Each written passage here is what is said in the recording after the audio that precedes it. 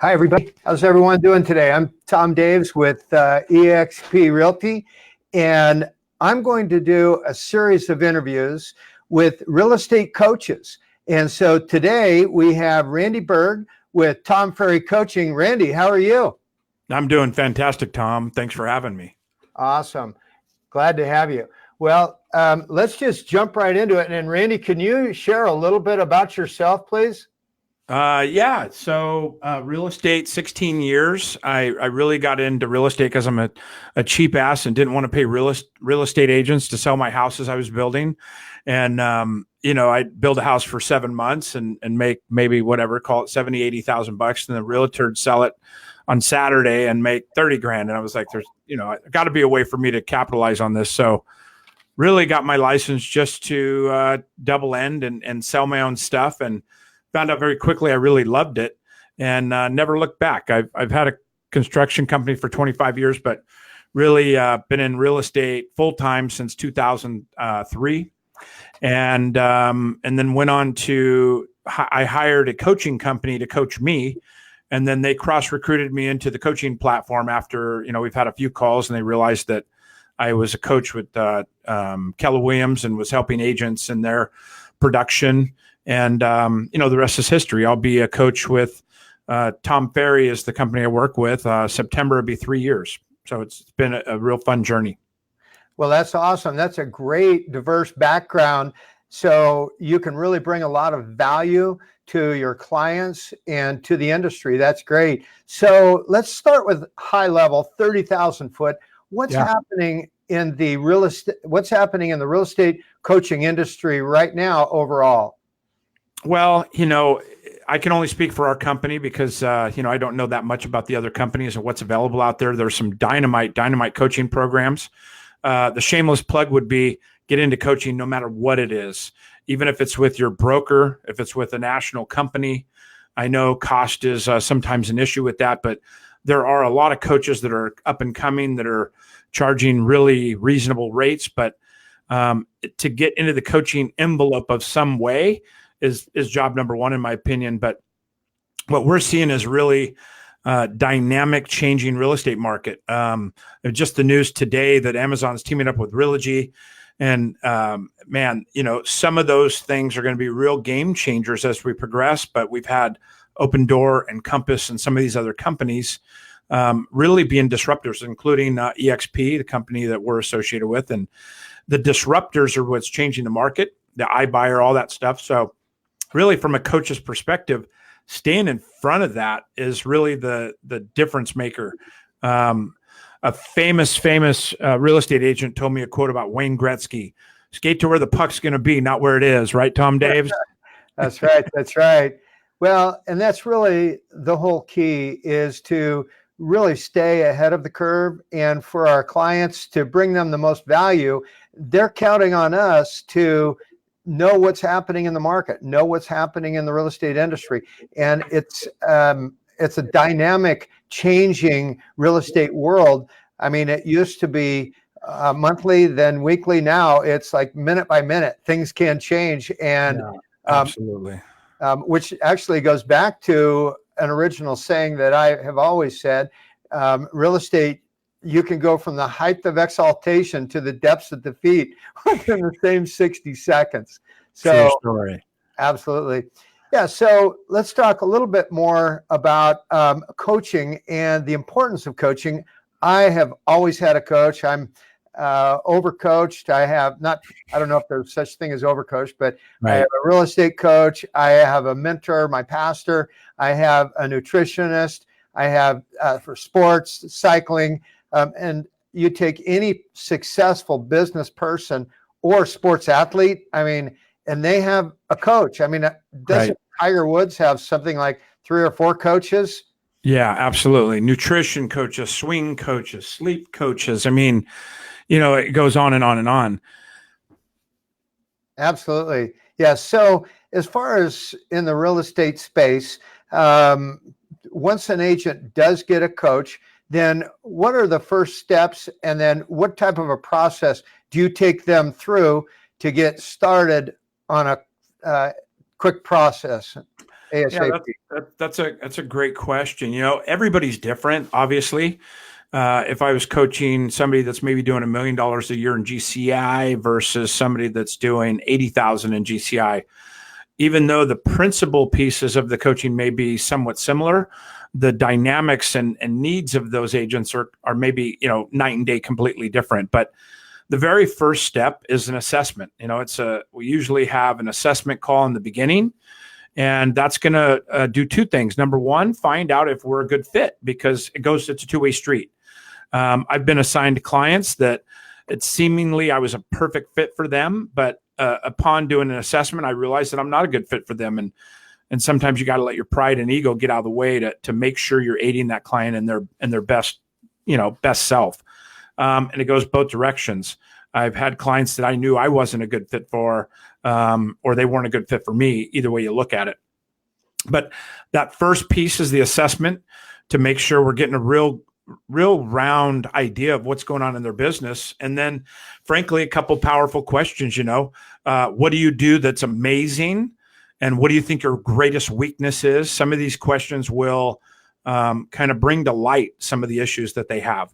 I've had agents literally on the very first assessment call go, my greatest weakness is I'm deathly afraid of the phones. I will not pick up the phone. I even have a hard time answering the phone. And I'm like, wow, we're not going to talk about production numbers. We're not going to talk about your CRM. We're going to get through that shit, right? We gotta focus on what that is. And then, are you in the right profession? Because frankly, this is a touchy environment. There's a lot of love and a lot of things that come along with real estate that are very rewarding. But the bottom line is this is a high touch environment. And if you're afraid of the phone or afraid of, somebody answering the phone when you call, I literally have had done role play with my clients, and we're making live calls together. And they're like, please don't answer. Please don't answer. Please don't answer. I'm like, what are you saying? And, so you think that people are hard to get a hold of or whatever's going on, but it really depends on that client. And I think a lot of people can really, understand where I'm coming from on this, because we all have some form of call reluctance, whether it's a low level, high level. But I've had people go, I have zero call reluctance. So I'm like, all right, tell me who your favorite actor on the planet is. And they're like, Denzel Washington. I'm like, Denzel's sitting next to us. Now call 10 people and cold call them and do your thing. And he's like, what am I going to say? It changes their demeanor when they're skin in the game, if you will, to what their fears are or whatever's going on. But, basically that's the beginning stages of the assessment call with the client. And then we map out, what the next 90 days looks for them. We always chunk up, even though it may be an annual contract or whatever, depending on the companies. We chunk it into 90-day, wins, basically. What are we going to do for the next 90 days? We always look at the annual goals and maybe even 3 and 5 year goals, but what are we going to accomplish in the next 90 days? And then what does that look like in your business? And then the baby steps to look for that foundation. I like it. That's great. And I'm sure you start with the big why. What's your why? And then take it down to their goal. And I know you have vision boards, goal boards. I can see them right behind you there. So, usually all around me, yes. Absolutely. Goals need to be up and visual, right? And then absolutely. I like the fact that you chunk it down. I mean, because you can talk 30,000 foot level, and then you'll hang up with your client, and then they'll think, okay, wow. So how do I put this into action? Because the whole key is to take it down to action. So, but before we get down to the daily activities, maybe you chunk it down to the 3 or the 4 main business pillars that you would recommend for an agent. Yeah, that's a great, that's a great analogy as the pillars. Again, all I could talk about is my particular coaching company. I'm sure everybody's got a different flavor of how they coach and for, what that looks like within each coaching client. So by all means, let me say a disclaimer. Just because I'm a coach and I'm saying that this is how I do it, there's 100 ways to skin a cat. It doesn't mean your coach isn't doing it the right way. Doesn't mean I'm doing it the right way. But for me, we coach to the 4 core coaching pillars, basically. And, those pillars for me are reviewing your numbers monthly. So reviewing your business plan. We call it, top line revenue, transactions, all the goals and actions of your business, whatever that may be. Because frankly, if you're going to drive to New York, you could start heading east, but the chances are you're going to need a map. And unless you just find a sign every 100 miles that says you're heading east, you could end up in Canada or you could end up in Florida, coming from the West Coast. So really having that map is job number one. Number two is business intelligence, I refer to it as. And that's really understanding the local market data. We want the clients to be the experts. When you go onto a listing appointment or a buyer consultation, knowing those numbers are critical. So that's something that I rest heavily on the pillars of that, and what we refer to as leading and lagging indicators. A leading indicator are things that are happening in the future. Lagging is it's already happened. So obviously past sales, those are all lagging indicators in the real estate world. Leading indicators are time on market increasing, sales price increasing. Those kind of things are leading lagging indicators. So, and then within the business, the tracking of those particular numbers could be valuable and part of that business intelligence as well. The third pillar is lead generation. What, really every agent, it's lifeblood of them is their lead generation. So for us, we look at the systems and resources that we give to them that are going to help with that particular lead gen in their business. And some agents like yourself may have 20 or 30 areas of lead generation. And how do we manage, manipulate, and track those to make sure we have an ROI on those particular areas? And then the last pillar for me is systems and organization. That could be just as simple as your contact database in a CRM, contact resource management system, or your cell phone or whatever. But basically, the way I look at it is repeatable and scalable processes within your business. If you get a lead in, being able to put that into a system that then creates reminders, follow-ups, triggers, all these things that are going to help you be efficient in your business. So anything that runs on a process, it could be people issues, it could be client transactional issues, it could be follow-up plans and systems, drip campaigns, we call them. So that's a lot of information, Tom, but basically that's the four pillars if you look at it from a high elevation. No, I like it. That's great. Thank you for sharing. Pleasure. I really like, I like them all. The first one, of course, is your numbers, review your numbers, your goals. Right. And there's one of my favorite sayings is you can't manage what you don't measure. And if you don't have a map or roadmap, I love your analogy with that. And then also I like the second pillar, the business intelligence, especially in this changing world that we're in right now. And then obviously number three is lead generation. We're not in the real estate business, we're in the lead generation business. And then of course, number four, systems, which is huge. John Maxwell says systems will make the ordinary extraordinary.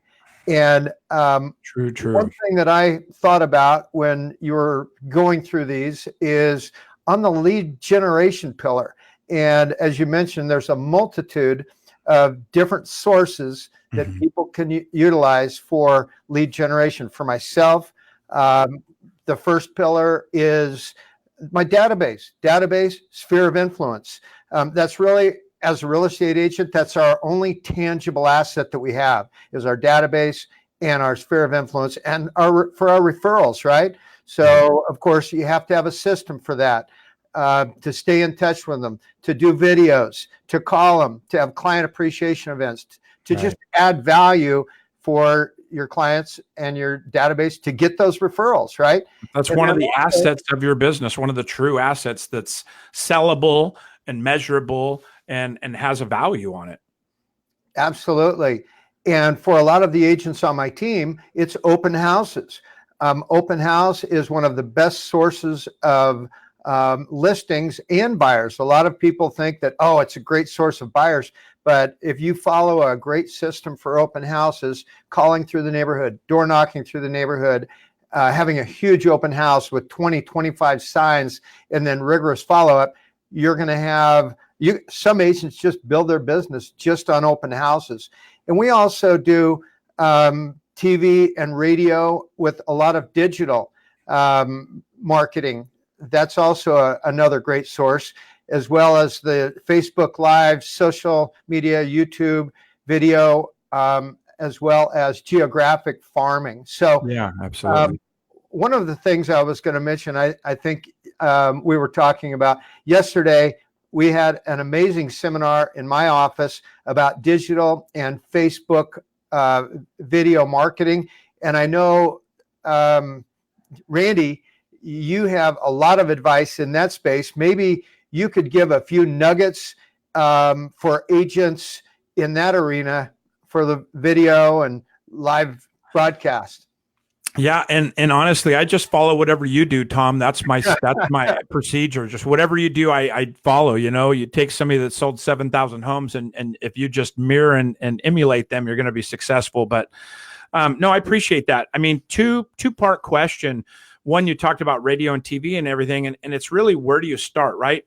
A guy like you, it takes years to get up to the level of involvement and dollar figure that you spend every month to make that wheel turn for lead generation.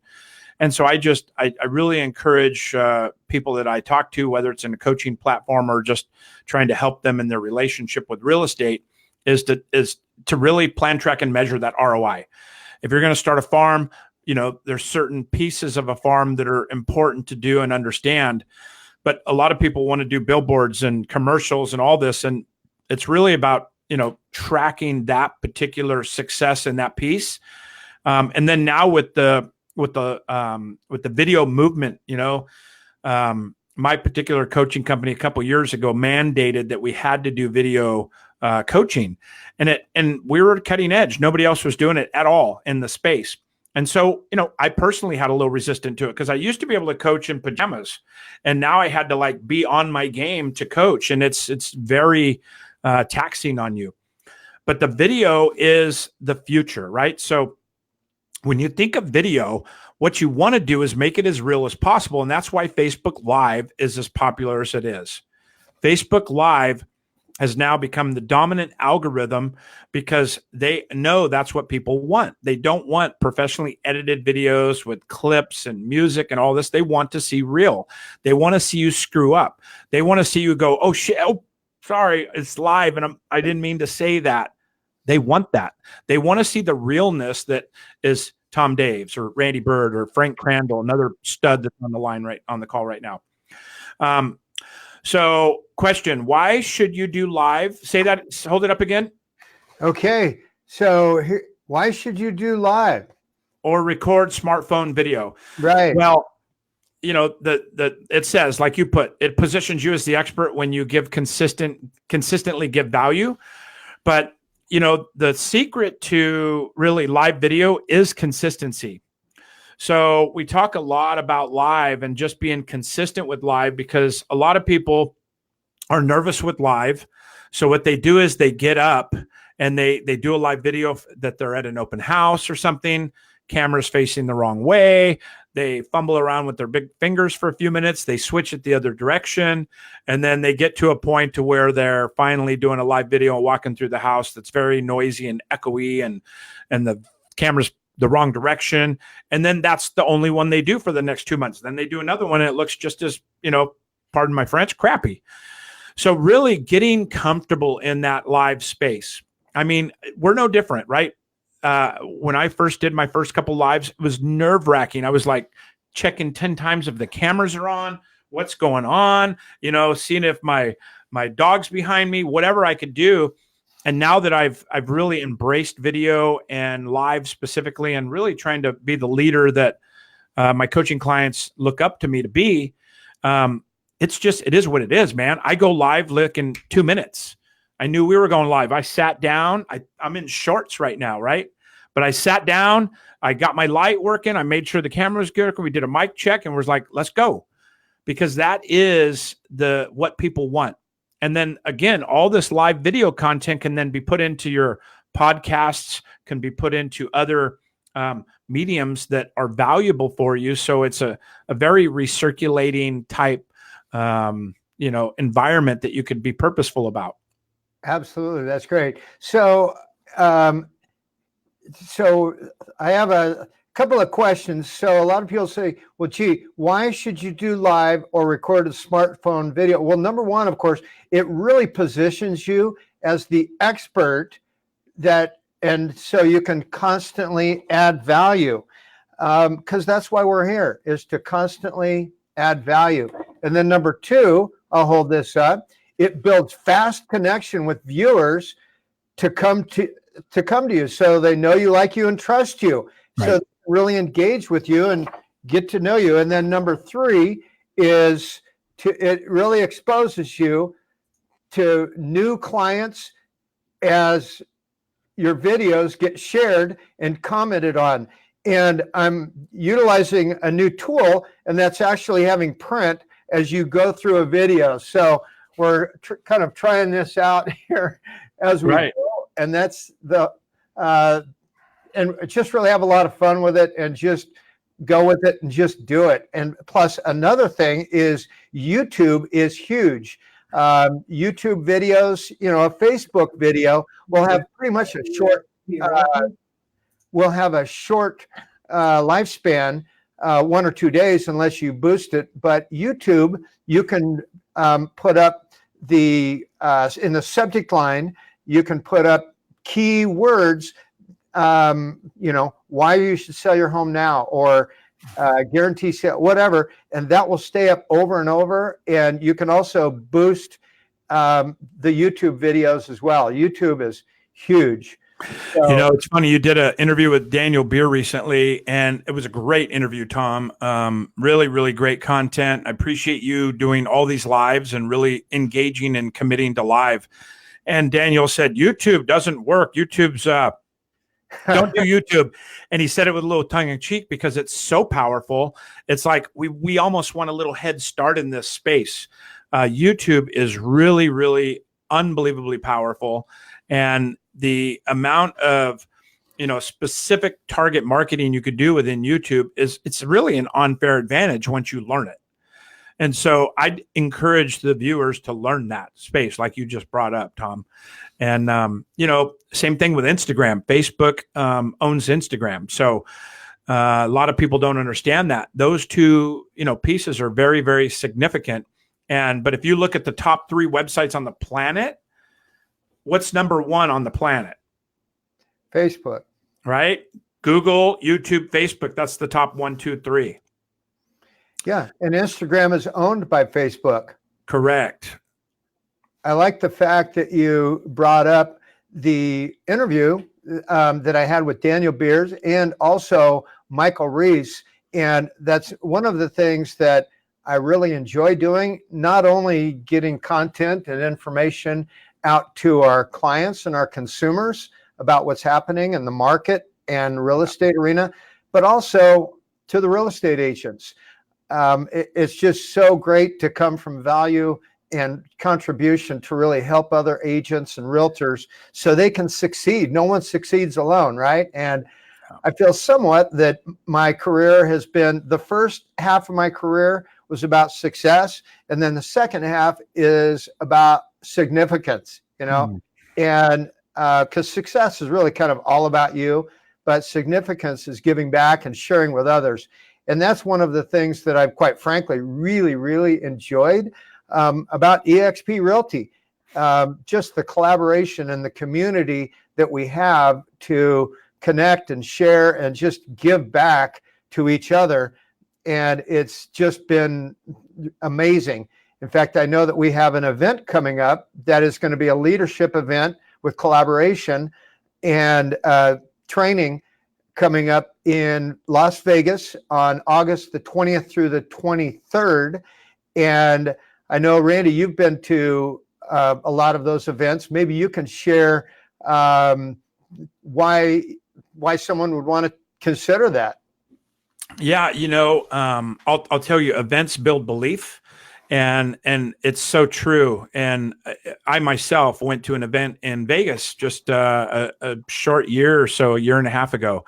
And I understood for the first time the significance of this movement that you're speaking of. And so all events, no matter what event it may be, are going to build belief. And so anything you want to do to build a business is to build to events. And so I'm a big advocate of that. But, what I'm seeing specifically in this movement now, and it's not just the EXP brand. I mean, there's other brands and cooperations and cooperatives that are valuable. But what I'm noticing in this particular case of this cooperative is I've never seen the amount of collaboration between brilliant people before in my life. And these are cross team, meaning financially disconnected. And, you've got the Daniel Beers and the Jay Kinners and all these guys that are just brilliant business people willing to share about anything they have. And I've never seen it before. Even when I was running a Keller Williams office, we had a lot of agents, and at one time we had 80 agents, say 20 top producers in their own offices. Everybody locked the door. Everybody shut their door when they were prospecting, didn't want anybody to hear what they were saying. This is not a Keller Williams dig. This is just in general what our space looks like in real estate. They'd put paper over their windows so you couldn't see their listing board to see what the addresses of their up and comings were. They wanted to market them first. They wanted to really have this advantage, if you will, in real estate. Lo and behold, here comes a different mentality. The back of my business card says, help enough people get what they want, and you will get what you want. Wayne Dyer. I believe that in my core now. And it came over time, came through coaching and understanding that if I teach 5 people what I'm doing that's working, I'm going to get that return 5-fold. And so now the collaboration is, hey, have you heard of this yet? Have you heard about this YouTube thing? I literally got a phone call from some of the people we just mentioned. I was like, hey, Byrd, I know you're doing a lot of live and you're coaching and stuff. Have you seen what's going on with YouTube? Did you know you could geofence and do all this stuff? I'm like, no. He's like, let's get on a call. I want to show you this. That's because we're with a company that everybody succeeds together. We happen to be a NASDAQ traded company that, when ships rise with the tide, all ships rise. But I think that's the changing world that we're living in real estate in general. I think that is the holy grail, that when we start having collaboration, we all start succeeding more. And I do believe that is where the future of real estate's going. We almost have to. Absolutely. Yeah, that's great. So, back to my saying, Wayne Gretzky, you have to skate to where the puck is going to be. Right.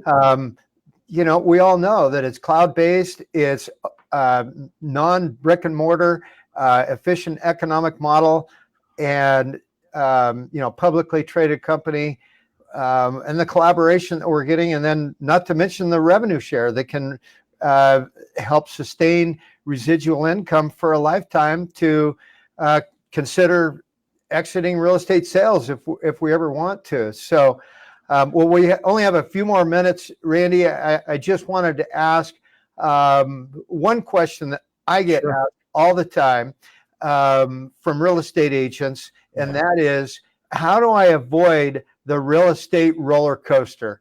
So how would you respond if anyone wants to avoid the real estate roller coaster? You're closing a lot of deals, and then you have a little bit of a lull. You're closing a lot of deals, and then you're having a lull. What would you recommend?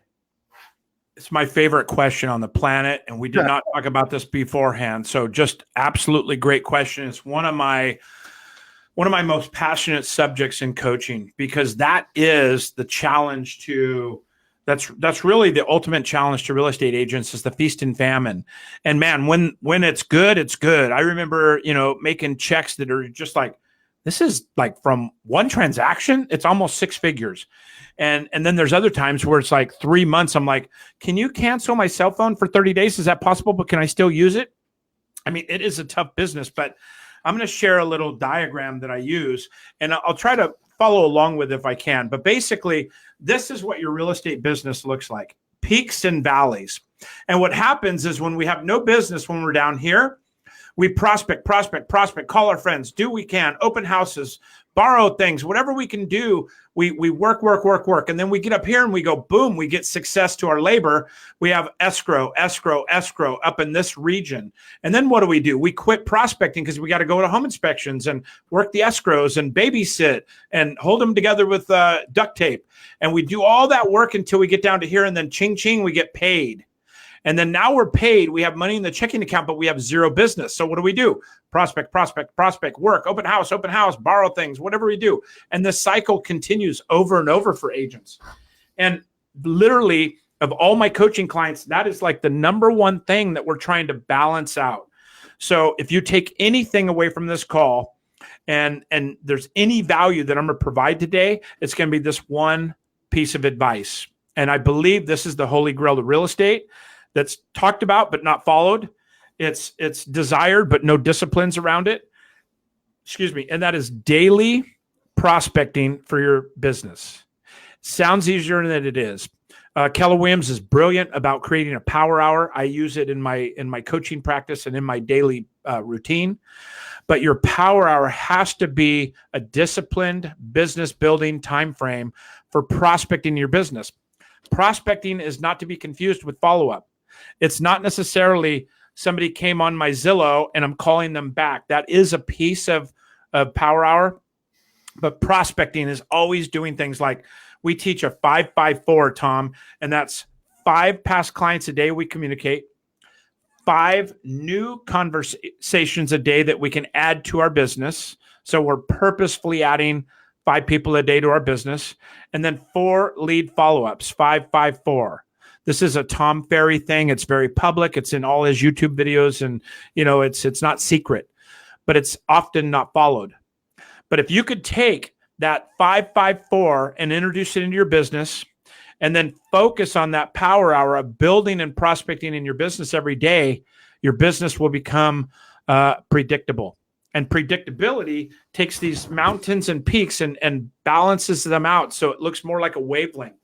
Now you're closing 4 transactions this week, but you're also doing your 6 hours of prospecting. Your business will flourish from it. And then also that's scalable. So now when you're building a business, that you start having a bell curve that looks like it's ramping up rather than whoop, whoop, whoop, whoop. If that makes sense. So really just consistent minimum of 1 hour a day. And if somebody has a goal of maybe selling 100 houses a year, that's a 2 or 3 hour a day commitment to prospecting, expires, FSBOs, past clients, circle dialing, farms, whatever it may be. That's the holy grail to your real estate business, in my humble opinion. Wow. Drop the mic. Drop the mic. That's great. Well, Randy, thank you so much. So if anyone wants to get a hold of you, where do they find you? YouTube's a great place. Just go to Randy Byrd on YouTube or Facebook, Randy Byrd as well. My personal page is maxed out, unfortunately, so I might push you to a business page. But, hopefully all they have to do is Google it and they'll find me. But, anything I could do to help you, Tom, I'm always a big fan and advocate of yours. I followed your career long before we knew each other personally, and I just value you, and I really appreciate your style of business, and I'm here for you anytime.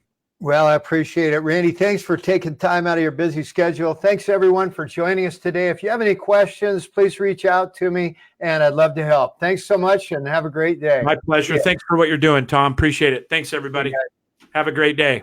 Bye for now.